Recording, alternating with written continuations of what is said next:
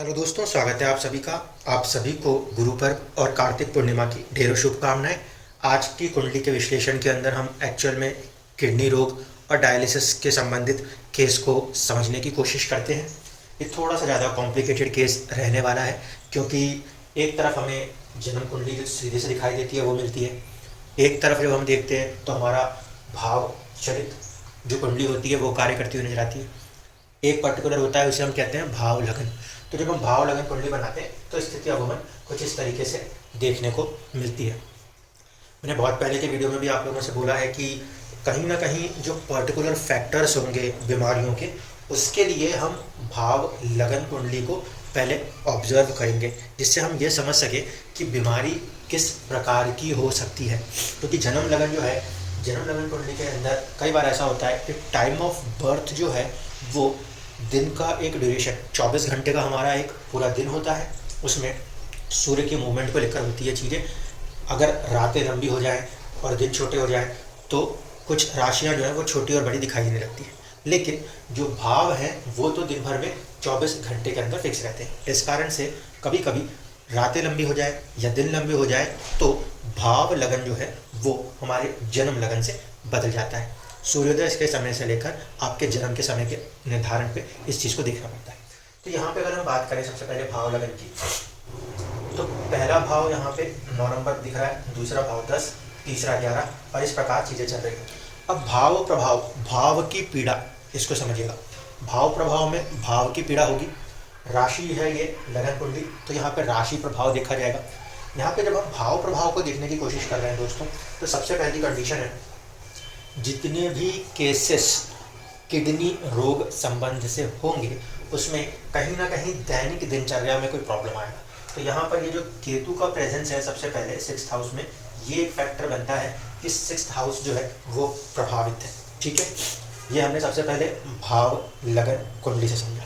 अब यही चीज़ जब हमने भाव चलित बनाई तो भी हमने देखा कि यहाँ पर 1 नंबर की राशि अगर विद्यमान है तो फिर उस कंडीशन में भी भाव चलित में केतु जो है वह ऐसा प्लैनेट है जो कि कहीं ना कहीं किसी न किसी रूप में छठे भाव को प्रभावित कर रहा है। ठीक है, अब छठे भाव को अगर कोई भी ग्रह प्रभावित करता है और वो क्रूर श्रेणी का ग्रह है, तब वो उस भाव को कहीं ना कहीं किसी न किसी रूप में पीड़ित प्रताड़ित अवश्य करेगा, पहली चीज़। दूसरी चीज़, इस हाउस के ऊपर न सिर्फ की केतु की प्लेसमेंट है, बल्कि इस हाउस के ऊपर शनि और राहु जैसे 2 क्रूर ग्रहों का प्रभाव है। इस जन्म कुंडली में शनि जो है वो वक्र अवस्था में है। ठीक है, शनि वक्र अवस्था में है और उसका जो प्रभाव है वो कहीं ना कहीं पूरी तरीके से छठे भाव के ऊपर है। किसके माध्यम से? अपनी सप्तम दृष्टि के माध्यम से। दूसरा एक प्रॉब्लम है। दूसरा प्रॉब्लम क्या है कि अगर कुंडली के अंदर इस तरीके का योग नज़र आ रहा है, राहु और शनि का योग नज़र आता है, तो ये 99% तक ड्रिंकिंग हैबिट्स को दिखाने लगता है। ठीक है, तो ड्रिंकिंग हैबिट एक तो कंडीशन बन रही है जिसके कारण व्यक्ति के कोई ना कोई हेल्थ इश्यूज बनेंगे। जो आपके किडनीज के प्रॉब्लम है वो 2-3 तरीके से हो सकते हैं। एक तो ये कि अगर कोई पानी कम पीता है तो किडनी में प्रॉब्लम आ जाए, या कोई बहुत ज़्यादा ऐसी चीज़ों का सेवन करने पे जो कि हमारे ब्लड के अंदर एसिडिक फॉर्मेशंस को बढ़ाने की कोशिश करते हैं, तो वहाँ पर हमारी किडनियाँ ज़्यादा वर्क करने लगती हैं। आप पानी कम पी रहे हैं, जो डाइल्यूट होनी चाहिए चीज़ें वो डाइल्यूट नहीं हो रही हैं, उस कंडीशन में भी किडनी रोग होने की संभावना है। और अगर हम ऐसी कोई चीज़ें खा पी रहे हैं जिसकी वजह से हमारा एसिडिक मात्रा कहीं ना कहीं बढ़ रही होंगी, तो भी ये प्रभाव लाजमी है जीवन के अंदर। तो ये फॉर्मेशन जो है शनि राहु कॉम्बिनेशन, ये इसमें भी एक जिम्मेदारी दिखा रहे हैं, क्योंकि इनका प्रभाव इस भाव के ऊपर पड़ रहा है। अब दूसरी चीज़, जब भी बात हमारी किडनी के साइड पे आती है, न्यूरोलॉजी पे आती है, नेफ्रोलॉजी पे आती है, सॉरी नेफ्रोलॉजी में जब भी बात आती है, तो वहाँ पे हमको दूसरा फैक्टर दिखाई देता है, वो होता है गुरु। पीलिया की बीमारी आए या किडनी की बीमारी आए, उसमें एक प्रभाव कहीं ना कहीं हमें गुरु का देखना होता है। अब ये लगन कुंडली यहाँ पे काम करेगी। लगन कुंडली के अंदर गुरु के ऊपर सारे के सारे प्रभाव एक साथ काम कर रहे हैं। देखिए, सबसे पहले शनि की 10वीं दृष्टि ने हिट किया, राहु शनि के साथ बैठा है, केंद्रीय प्रभाव से देखेगा। केतु गुरु को केंद्रीय प्रभाव से देखेगा, क्योंकि हम अपनी लगन कुंडली में जो प्लेसमेंट है उससे एक जो आस्पेक्ट्स है प्लैनेट्स का उसको काउंट करते हैं। तो यहाँ पे हम देख रहे हैं गुरु को शनि राहु केतु 3 पापी ग्रह तो योग है। चौथा है मंगल, जो कि छठे का स्वामी भी यहाँ पे दिखाई दे रहा है। ठीक है, जबकि भाव स्वामित्व हम यहाँ से लेंगे दोस्तों। लेकिन यहाँ पे हम जब देख रहे हैं तो इस पर्टिकुलर फॉर्मेशन में मैं इसको 6 प्लॉट की जगह ये मान रहा हूँ कि मंगल, शनि, राहु और केतु जैसे सभी क्रूर ग्रहों का प्रभाव गुरु के ऊपर है, और गुरु के कारक तत्वों के अंदर आने वाली चीज़ें कहीं ना कहीं किडनी भी है, उसको भी प्रभावित करते हुए नजर आते हैं। तो एक तरफ से छठा भाव प्रभावित है, दूसरी तरफ से कारक तत्व की बात करें तो गुरु के कारक तत्व की चीज़ों में प्रभाव देखने को मिल रहा है, क्योंकि वो पीड़ित और प्रभावित नजर आते हैं। अब जिस ड्यूरेशन में ये बीमारी हुई वहाँ पे क्या था, इस कुंडली में सबसे ज़्यादा मुश्किल काम था दशा को ऑब्जर्व करना। कहीं ओपिनियन ये था कि 9 नंबर से लगन कुंडली बननी चाहिए, एक ओपिनियन मेरी तरफ से ये था कि नहीं कुंडली 8 नंबर से बनेगी। अंतर क्या होता है दोस्तों इसमें, अगर 9 नंबर से ये कुंडली बनेगी तो जो जन्म का समय है वो शिफ्ट होगा, अगर जन्म का समय शिफ्ट होगा तो जो बर्थ में दशाएं हैं वो दशाएं शिफ्ट हो जाएंगी, टाइमिंग जो होगी दशा की वो चेंज हो जाएगी। तो लगन कुंडली तो ये बन रही। अब रिजल्ट्स जो आ रहे हैं वो ऐसे क्यों आ रहे हैं, ये क्वेश्चन खड़ा हो रहा था। देखिए यहाँ पर चारों केंद्र भरे हुए हैं, तो चारों केंद्र भरे होने का मतलब है एक तरफ से तारा दशा जो कि कंडीशनल दशा है वो काम करेगी, तारा दशा जो कि कंडीशनल दशा है वो काम करेगी। और तारा दशा अगर देखेंगे तो 2018 के बाद से शुक्र ग्रह का प्रभाव शुरू हो गया था इस कुंडली के ऊपर, ठीक है। अब शुक्र ग्रह का प्रभाव यदि इस कुंडली पे तारा दशा से शुरू होता है तो उसका क्या प्रभाव है और क्यों प्रभाव है। पहली चीज़, शुक्र यहाँ पे मृगशिरा नक्षत्र के हवाले बैठा हुआ है, तो जब शुक्र में शुक्र चलने की कोशिश होगी तो वो अपने नक्षत्र मंगल से प्रभाव करने की कोशिश करेगा। इस कुंडली के अंदर अगर हम देखने की कोशिश करें तो मंगल यानी कि इस भाव का प्रभाव है। दूसरा प्रभाव क्या है, व्यक्ति को डायलिसिस के लिए बार बार हॉस्पिटलाइज होना पड़ता है, ठीक है, कंटिन्यूसली वीक में 2 बार 3 बार अगर हो रहा है या वीकलीज भी हो रहा है तो हॉस्पिटल से कनेक्शन बहुत ज़्यादा बढ़ा हुआ है। तो यहाँ पे हम देखें तो हमारा जो 12th हाउस का फॉर्मेशन है वो काम करता हुआ नजर आता है। राशि का प्रभाव जो है वो इम्पॉर्टेंट फैक्टर बनेगा जब हम बात कर रहे हैं किसी हाउस कंसिडरेशन को लेकर। यहाँ पे हम देख रहे हैं जन्म कुंडली में ये राशि 12वें भाव में आई है, ठीक है। अब ऐसी कंडीशन में 12वें भाव में आने वाली जो राशि है उसके स्वामी के प्रभाव को देखना आवश्यक होगा। अगर मैं यहाँ से बात करूँ, ये भाव लगन है, ये भाव लगन है दोस्तों, राशि नहीं है, भाव हाउस की बात होगी। ये जन्म लगन है, राशि की बात होगी, यहाँ से राशि की बात हो सकती है। ये भाव चलित है कि ग्रह कहाँ बैठ के कहाँ कार्य कर सकता है। देखिए जब इस राशि के स्वामी जो कि एक्चुअल में इस हाउस के अंदर अपनी प्रेजेंस दिखाते हैं उनकी दशा शुरू हुई तारा दशा सिस्टम में, तब हॉस्पिटल के काम वाली बात शुरू हुई। दूसरा फॉर्मेशन यहाँ पे हम देखें तो 7वें घर में भी यही राशि है। 7वें घर का स्वामी अगर चल पड़े तो मृत्यु तुल्य कष्ट दे देगा, यानी कि बार बार ब्लड डायलिसिस भी एक प्रकार से मृत्यु तुल्य कष्ट ही है। तो इस कंडीशन में शुक्र की दशा का प्रभाव जो 2018 से ऑलमोस्ट शुरू हुआ था वो बढ़ते बढ़ते कहीं ना कहीं अपना असर दिखाना शुरू करता है। एक फॉर्मेशन तो ये नजर आती है। दूसरा, तारा दशा तो कंडीशनल दशा है, तारा दशा से हट के हमारे जीवन में कोई एक दशा काम आवश्यक रूप से करेगी।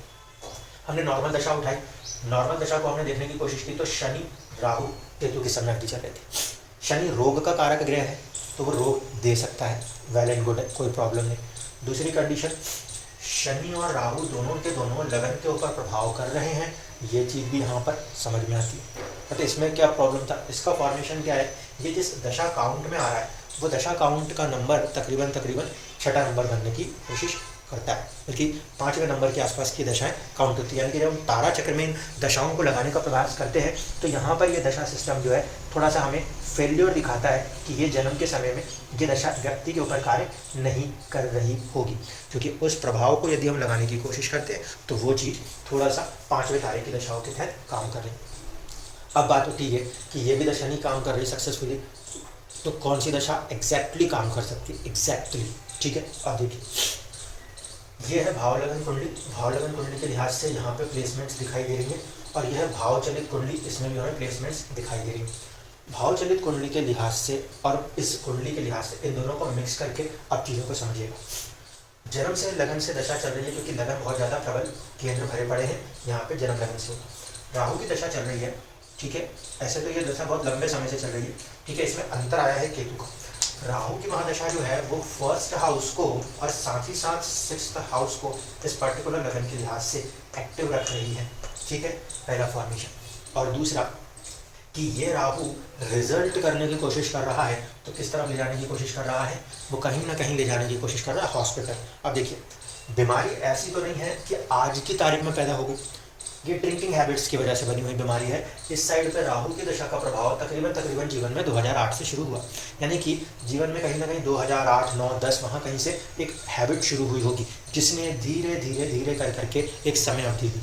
8 से लगा लीजिए 18, 9 से लगा लीजिए 19, 10, 12 साल से ये चीज़ें कहीं ना कहीं बिहाइंड द सीन चल रही होंगी, जो कि एक तरफ फर्स्ट हाउस हेल्थ को इफेक्ट कर सके, और राहु है तो छिपके करेगा, धीरे धीरे करेगा, और धीरे धीरे वो बीमारी उत्पन्न होने की कोशिश करेगी। तो यहाँ पर बैठा वो फर्स्ट हाउस में है, लेकिन रिजल्ट करने गया तो वो 12th हाउस के रिजल्ट करने के लिए उतरा। दूसरा फॉर्मेशन है अंतरदशा, जो कि केतु की है। केतु बैठा कहाँ है? 7th हाउस में बैठा हुआ दिख रहा है। सवाल कोई उठेगा, मृत्यु तुल्य कष्ट 7th हाउस का फॉर्मेशन है, और वो भी टफ टाइम जैसा दिखाएगा।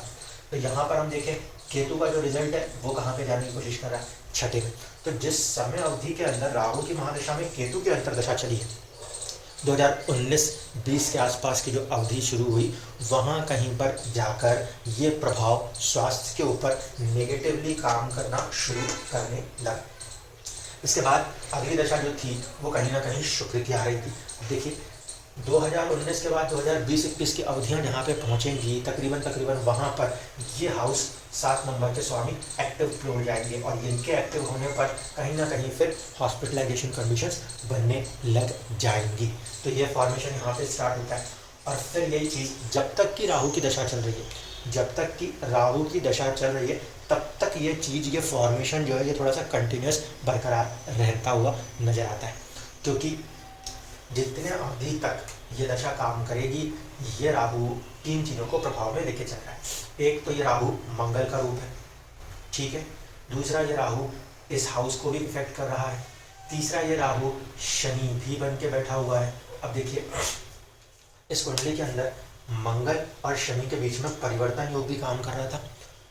राहु शनि मतलब रोग, तो रोग को लेकर आने की कोशिश धीरे धीरे करे जा रहा है, और अपने ही मन से लेकर आएगा, क्योंकि यहाँ पे तीसरे और चौथे का स्वामी बना हुआ है शनि। पहली कंडीशन, यानी कि चीज़ें कुछ ऐसी जो मन को भाई और उसी को हमने कंज्यूम करना शुरू किया, जिसकी वजह से फॉर्मेशन बन रहे हैं। दूसरा, ये मंगल के प्रभाव को जब लेने की कोशिश कर रहा है फर्स्ट हाउस के ऊपर, तो फिर वो रोग से भी कनेक्ट कर रहा है, और कहीं ना कहीं ये जो प्रॉब्लम है हो क्या रहा है, एक तरफ से इन दोनों के फॉर्मेशन ने, शनि राहु के कॉम्बिनेशन फॉर्मेशन ने जो काम किया वो गुरु को, गुर्दे रोग के लिए गुरु को प्रभावित किया, पीड़ित किया, डैमेज किया। और साथ ही साथ जब इसके अंदर मंगल का तत्व जुड़ा, डायलिसिस किस चीज़ का? ब्लड का, यानी कि मंगल का रोल आ रहा है। तो मंगल जब इस राहु के साथ कनेक्ट हुआ तो धीरे धीरे उसने उसको भी डिस्टर्ब करना शुरू किया। लगन के ऊपर 3 कठोर पापी ग्रहों का प्रभाव है, एक नहीं 3, क्योंकि यहाँ पे परिवर्तन राज्य काम कर रहा है। तो राहु, शनि और मंगल जैसे 3 कठोर पापी ग्रहों का प्रभाव फर्स्ट हाउस के ऊपर पड़ता हुआ नजर आ रहा है, जो कि इस पूरी कुंडली के अंदर बार बार शरीर को कहीं यहाँ छेदना, कहीं वहाँ छेदना, यानी शारीरिक कष्ट बनाने की कोशिश इस प्रकार से ये कुंडली करती हुई नजर आ रही है। फॉर्मेशंस बिल्कुल वही है। 6th हाउस प्रभावित होगा, दैनिक दिनचर्याएं प्रभावित होंगी। गुरु जो कि उसके लिए एक फैक्टर बनता है, कारक फैक्टर बनता है, उसका पीड़ित प्रभावित हो जाना, ये भी यहाँ पे फॉर्मेशन समझ में आती है। अब ट्रांसप्लांट्स तो जब होंगे वो अपने ड्यूरेशन में होंगे। यहाँ पर एक फैक्टर होता है, जब भी ऐसी कोई प्रॉब्लम दिखाई देती है तो बेटर है कि जुपिटर को स्ट्रेंथन किया जाए। जब गुरु को स्ट्रेंथन करेंगे तो थोड़ा सा चीज़ें सुधरेंगी, लेकिन फिर वही कंडीशन है, राहु की दशा चल रही हो तो राहु जो है अपने कारक तत्व को लेके जाएगा और अपने शत्रुओं का नाश करेगा। राहु के 2 शत्रु हैं, एक है गुरु और दूसरा वो लेता है सीधे सीधे सूर्य को। फर्स्ट हाउस हम हेल्थ के लिए देखते हैं, तो हेल्थ के लिए सूर्य एक इम्पॉर्टेंट कारक ग्रह है। दूसरा, गुरु जो है उसका जो तत्व है, यानी कि जैसे लीवर है, किडनी है, ये सब गुरु के अधीन। तो राहु अगर अपनी दशाओं में काम कर रहा है तो वो धीरे धीरे कुछ ना कुछ ऐसा कोशिश करेगा कि गुरु के इन तत्व प्रभाव वाली चीज़ों को खराब करने की कोशिश करे। तो ये जो दशा प्रभाव है वो इफेक्ट करते करते गुरु को ज़्यादा पीड़ित करती हुई नजर आती है। इस तरीके से ओवरऑल कंडीशंस में अगर हम देख रहे हैं तो ऊपर से हमें जन्म लगन कुंडली बहुत सिंपल दिखाई देती है दोस्तों, लेकिन जब बात मेडिकल एस्ट्रोलॉजी के एस्पेक्ट से होने लगती है तो वहाँ पे बहुत सारे प्रभाव जो है वो बदल जाया करते हैं। अब यहाँ पे जो शुक्र एक्चुअल में तो अष्टम है, लेकिन वो जब प्रभाव करने जा रहा है उसका प्रभाव सप्तम, स्ट्रॉन्ग सप्तम के साथ कनेक्ट हो ही रहा है, क्योंकि वो लॉर्डशिप भी दिखा रहा है। ऐसी परिस्थिति में फिर वही बात है कि ये जो अवधि बन रही है ये मृत्यु तुल्य कष्ट की अवधि बन के सामने आती नजर आ रही है।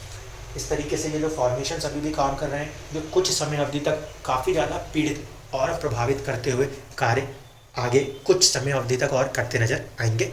और इस तरीके से यहाँ की जो दशा सिस्टम है, तारा दशा सिस्टम कह लीजिए, ये और ये भाव वाले में ये जो पर्टिकुलर लगन दशा सिस्टम है, ये दोनों का मिला जुला जो प्रभाव है वो एक तरफ से इशारा कर रहा है कि अब कहीं ना कहीं जो लाइफ की जितना भी पार्ट बचा है लॉन्गेविटी का, वो इस रोग के साथ जुड़ के ही चलता हुआ नजर आता है, जो कि कुछ समय अवधि तक के लिए बरकरार रहने वाला है। धन्यवाद।